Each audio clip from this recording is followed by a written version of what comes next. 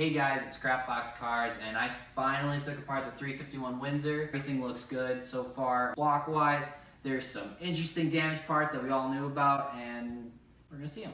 So we have some good news right now. The whole block, every single cylinder looks great.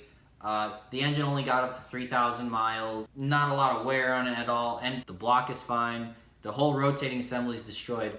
You guys can't see it, but all in here is a bunch of copper and just destroyed. It's just the plain bearings are all gone. What caused all this damage was the actual valve seals. They actually didn't even seal. They ended up being popped up, so they sit usually right there. They ended up popping up to the top, and which caused these inner springs to overheat and break because the seals were actually just the wrong size. Not poorly put in, just the wrong size, and they didn't sit, and they just went pop right up. This is the crank, and I have some bearings. This one actually is the worst one of them all. It actually has bits of flake off of it. It's spun. Right here at this group, you can even hear it.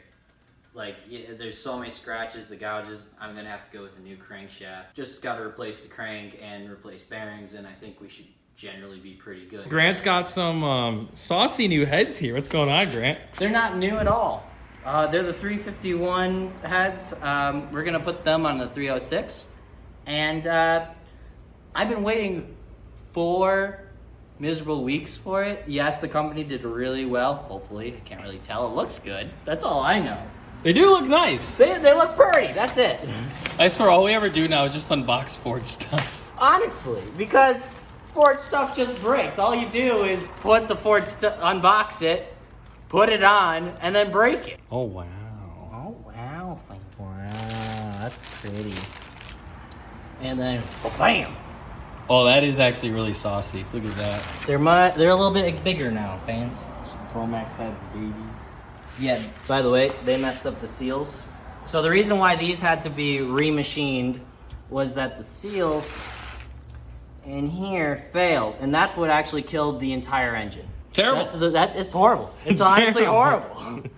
So, yeah, that's why I had to get these all the way remachined, because also the valves, all of them were kind of poopy. They were poopy, so now they're bigger, and now we're going to do a little bit better with the horsies. Have the heads on. They look pretty darn good.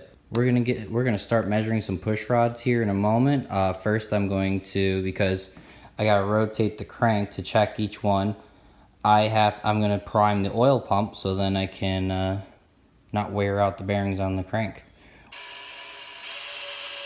So this is our final product right before it goes in. Yeah, I know, valve covers and distributor and water pump, fuel pump, but all of that stuff is going to go on when it's in the Bronco. So we just need all the inches that we can get. If you guys saw the other video with the 351, we struggled heavily to get that out just because the Bronco's so tall, the crane's so short. With this, should be easier because we have an inch difference in deck height. Everything looks good.